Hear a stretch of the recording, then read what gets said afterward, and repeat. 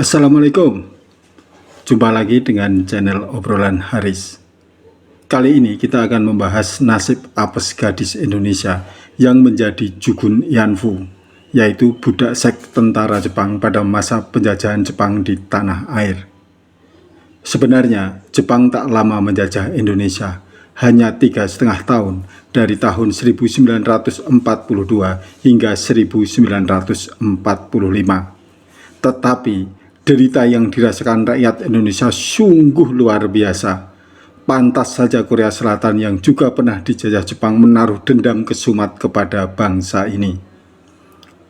Penjajahan Jepang yang di awal kedatangannya mengaku sebagai saudara tua rakyat Indonesia dimulai ketika Belanda menyerah tanpa syarat pada tanggal 8 Maret tahun 1942 melalui perundingan Kalijati, Subang, Jawa Barat. Masa pendudukan Jepang yang berlangsung sekitar 3,5 tahun menjadi salah satu periode yang menentukan sejarah Indonesia. Dalam masa pendudukannya, Jepang membagi wilayah Indonesia menjadi dua bagian, yaitu wilayah kekuasaan Angkatan Darat dan wilayah kekuasaan Angkatan Laut. Kekuasaan Angkatan Darat meliputi Jawa dan Madura dan dipimpin oleh Tentara Divisi 16. Dan Sumatera yang dipimpin oleh Tentara Divisi 25 berpusat di Bukit Tinggi. Sedangkan untuk wilayah kekuasaan Angkatan Laut meliputi Indonesia bagian timur. Dalam pendudukannya, Jepang tidak serta-merta langsung membangun dan menyediakan perempuan untuk dijadikan sebagai Jugun Yanfu. Sebelum itu, Jepang terlebih dahulu menanamkan nilai-nilai Hakuichiu kepada para perempuan Indonesia. Penanaman nilai tersebut merupakan sesuatu hal yang penting dalam bentuk hegemoni. Nilai tersebut dibaurkan dalam kehidupan sosial masyarakat Indonesia sehingga tidak menyadari bahwa mereka telah menjadi korban hegemoni.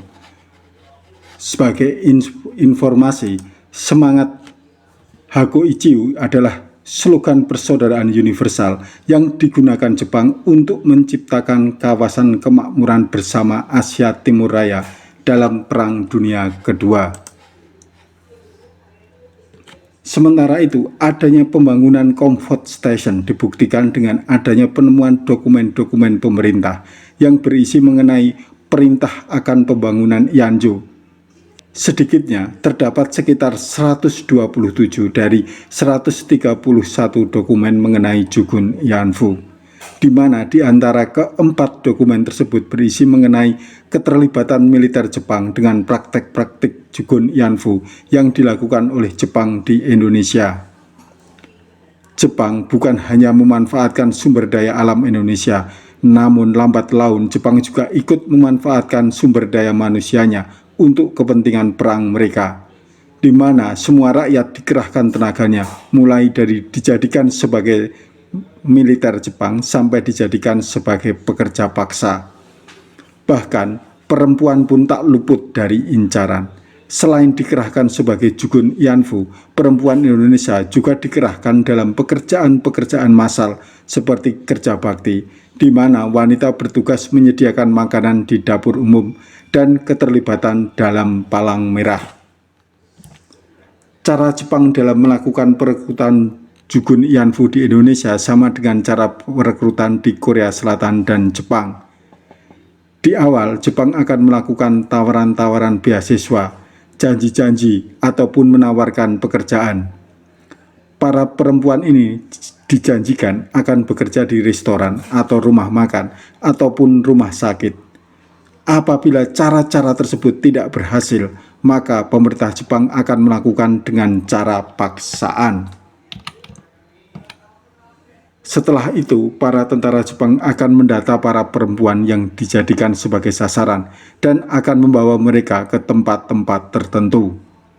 Para perempuan ini nantinya sebagian akan dibawa melewati jalur laut ataupun jalur darat, atau bahkan para perempuan ini akan langsung dibawa menuju tempat tujuan dan ada pula yang dibawa ke beberapa persinggahan terlebih dahulu.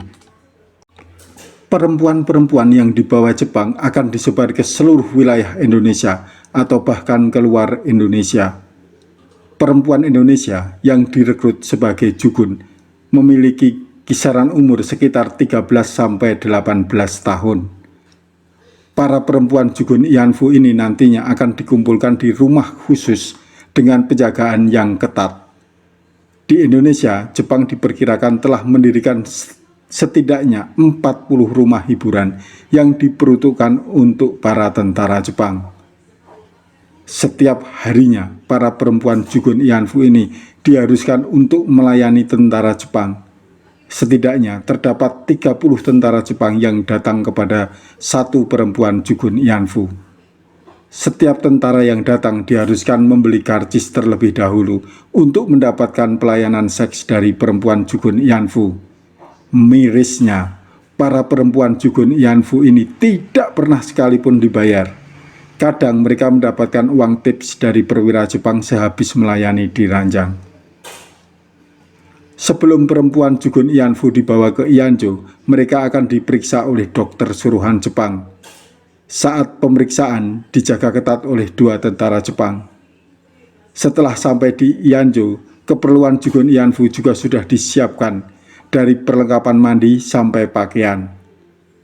Setiap kamar perempuan Jugun Ianfu diisi dengan 1 dipan kasur, meja untuk berias, dan kamar mandi. Di sudut kamar juga disediakan lubang pembuangan, di mana lubang pembuangan ini berfungsi sebagai tempat bersih-bersih perempuan Jugun Ianfu setelah mereka selesai melayani tamu. Bahkan para perempuan Jugun Ianfu selalu diperiksa secara rutin oleh dokter. Jika terdapat salah satu Jugun Ianfu yang terserang penyakit, maka mereka akan diberikan obat-obatan. Dan jika ada ketahuan yang hamil, maka mereka akan dipaksa menggugurkan kandungannya. Para tentara Jepang tidak memberikan belas kasihan kepada perempuan Jugun Ianfu yang sedang hamil. Cara dalam menggugurkan janin para perempuan Jugun Ianfu juga sangat kejam, mulai dari pemberian obat-obatan, dipijat, atau bahkan dengan cara ekstrim sekalipun, yaitu dengan cara diplenet, perutnya diurut sampai janin keluar. Biasanya hal tersebut dilakukan di rumah sakit ataupun pada dukun beranak. Setelah selesai melakukan pengguguran janin, mereka hanya diberi waktu istirahat beberapa hari atau bahkan langsung dipaksa melayani para tamu lagi. Dalam melayani para tamu, tak jarang para perempuan Jugun Ianfu mendapatkan kekerasan secara fisik dan perlakuan yang tidak manusiawi. Biasanya para Jugun Ianfu juga mendapatkan waktu jatah libur 1 hari dalam sebulan atau saat mereka datang bulan. Waktu itu mereka gunakan untuk sekedar berjalan-jalan di pasar atau menonton pertunjukan. Namun, para Jugun Ianfu yang sedang berjalan-jalan tetap mendapatkan pengawasan yang sangat ketat dari para tentara Jepang. Sehingga kesempatan untuk kabur sekalipun ada, namun kemungkinan untuk melarikan diri sangat kecil. Pada klinik tertentu juga terdapat suster yang mencatat mengenai periode menstruasi para perempuan Jugun Ianfu, sehingga pihak pengelola hiburan dapat mengetahui perempuan mana saja yang dapat dipekerjakan dan mana yang tidak. Perempuan Jugun Ianfu tidak hanya berasal dari kaum pribumi. Di Jawa Tengah terdapat Jugun Ianfu yang berasal dari Belanda. Pada waktu itu, pemerintah Jepang membentuk beberapa tim dalam melakukan perekrutan di daerah Jawa Tengah, di mana kapten dari perekrutan ini mengunjungi ke 4 camp di Semarang dan 2 camp di Ambarawa. Perempuan yang direkrut saat itu pada umumnya merupakan perempuan lajang yang berumur antara 17 sampai dengan 35 tahun. Tak sedikit perempuan Belanda yang disekap dan dijadikan tawanan Jepang dan ditempatkan dalam satu camp. Mereka juga akan difoto dan foto nantinya akan dipajang di sebuah ruangan. Hal tersebut dilakukan guna mempermudah para tentara Jepang untuk memilih perempuan mana yang akan digunakan untuk melayani mereka. Para perempuan tersebut dipaksa untuk melayani dan diperkosa siang dan malam. Sangat kejam sekali. Pulau Jawa merupakan wilayah yang paling banyak menderita akibat kekejaman Jepang. Hal tersebut terjadi karena Pulau Jawa merupakan wilayah yang menjadi fokus Jepang. Di Jawa, banyak tempat-tempat hiburan yang melibatkan camp petai. Perempuan Jugun Ianfu akan dikirimkan ke seluruh wilayah Indonesia, salah satunya adalah Kalimantan. Sama halnya dengan di Jawa, Kalimantan juga merupakan salah satu wilayah yang menjadi tempat diterapkannya sistem Jugun Ianfu. Terdapat banyak perempuan yang juga dijadikan sebagai Jugun Ianfu, namun mirisnya mereka malu untuk mengungkapkannya. Mereka menganggap bahwa fakta ini merupakan sebuah aib, bahkan dari pihak keluarga pun ikut membenarkan hal tersebut.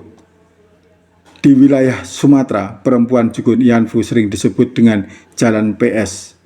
Disebut demikian karena setiap perempuan Jugun Ianfu berjalan pasti akan diikuti oleh beberapa unit patroli. Di Bali hanya terdapat 20 perempuan Jugun Ianfu. Sebelum memasuki Ianjo, tamu akan didata terlebih dahulu oleh penjaga. Kemudian mereka akan diperlihatkan foto-foto perempuan Jugun Ianfu. Setelah itu mereka akan dikenakan biaya sekitar Rp300 untuk harga satu tiket. Peraturannya, mereka hanya dikenakan waktu selama 10 menit dalam sekali layanan. Para perempuan Jugun Ianfu nantinya juga akan mendapatkan setengah dari bayaran mereka. Hampir semua Jugun Ianfu melakukannya dengan terpaksa. Lebih miris lagi, para perempuan Jugun Ianfu yang sudah tidak sehat atau cacat akan dikembalikan ke daerah asalnya tanpa uang pesangon. Hal tersebut menjadi pukulan bagi para perempuan Jugun Ianfu lainnya. Tahun 1945 menjadi tahun terakhir Jepang berkuasa atas Indonesia. Jepang angkat kaki dari Indonesia. Hal ini menjadi angin segar bagi para perempuan Jugun Ianfu. Sebagian dari mereka bahkan sempat dipulangkan ke daerah asalnya. Namun sebagiannya lagi masih terlantar begitu saja di wilayah-wilayah yang jauh dari tempat asal mereka. Dalam karya Pramudya yang berjudul Perawan dalam Cengkeraman Militer, menjelaskan bahwa masih banyak perempuan-perempuan mantan Jugun Ianfu yang berada di Pulau Buru. Dalam buku karya Eka Hindra dan Koichi Kimura dijabarkan mengenai masalah-masalah yang dihadapi oleh para perempuan Jugun Ianfu. Salah satunya yaitu tertekan secara sosial, psikis, dan trauma karena dijadikan perbudakan seks saat usia muda. Bukan satu hal yang mudah bagi para mantan Jugun Ianfu untuk kembali bergaul dalam lingkungan masyarakat.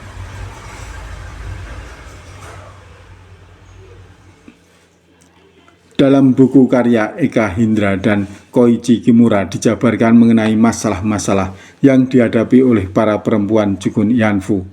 Salah satunya yaitu tertekan secara sosial, psikis, dan trauma karena dijadikan perbudakan seks saat usia muda.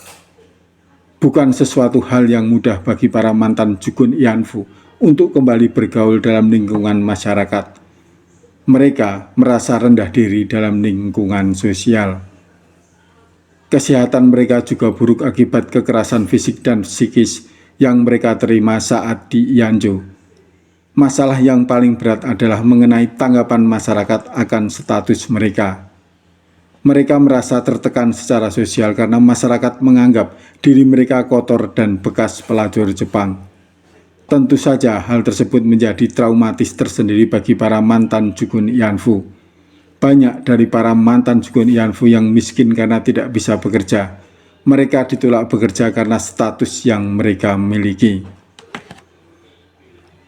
Menghadapi fakta menyedihkan mantan Jugun Ianfu ini, pemerintah Indonesia dinilai kurang responsif. Masalah Jugun Ianfu baru terungkap ketika ditemukannya dokumen-dokumen mengenai rahasia kejahatan Jepang pada tahun 1991. Dalam dokumen tersebut juga dibuktikan mengenai banyaknya Jugun Ianfu yang direkrut oleh Jepang. Dalam dokumen itu juga dijabarkan bahwa sedikitnya 200.000 perempuan yang dijadikan sebagai Jugun Ianfu oleh tentara Jepang. Para perempuan tersebut merupakan perempuan di negara yang menjadi wilayah jajahan Jepang. Pada pertengahan Juli tahun 1992, mantan Jugun Ianfu asal Korea dan Cina menyuarakan protes dan ganti rugi kepada pemerintah Jepang. Dan Inten Suwono yang pada saat itu merupakan Menteri Sosial Republik Indonesia menegaskan bahwa mantan Jugun Ianfu di Indonesia harus dicatat dan dicari keberadaannya. Oleh karena itu, Lembaga Hukum Yogyakarta mulai melakukan penelitian dan memberikan akses kepada para mantan Jugun Ianfu untuk melapor.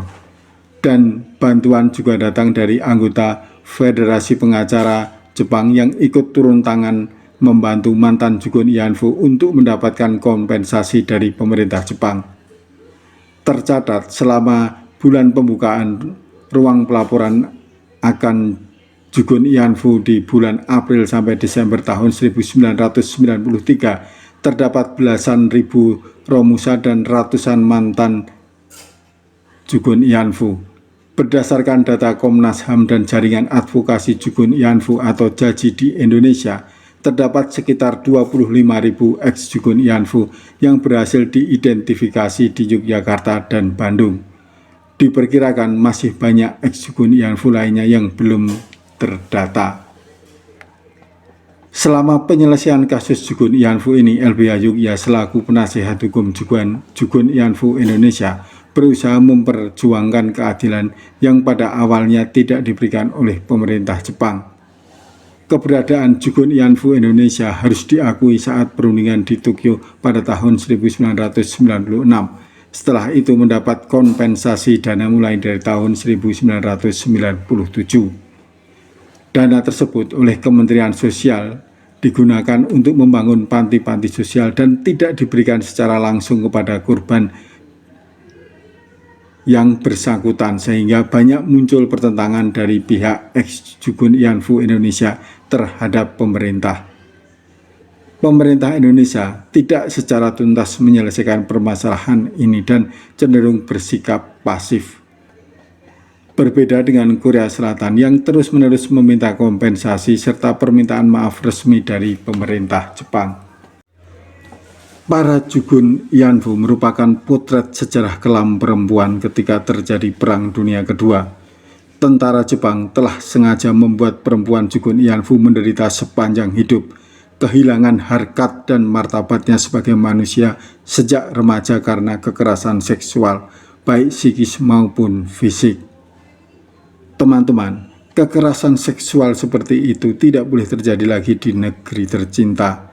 Kita akan bertemu dengan topik yang berbeda pada lain waktu. Sampai jumpa. Wassalamualaikum warahmatullahi wabarakatuh.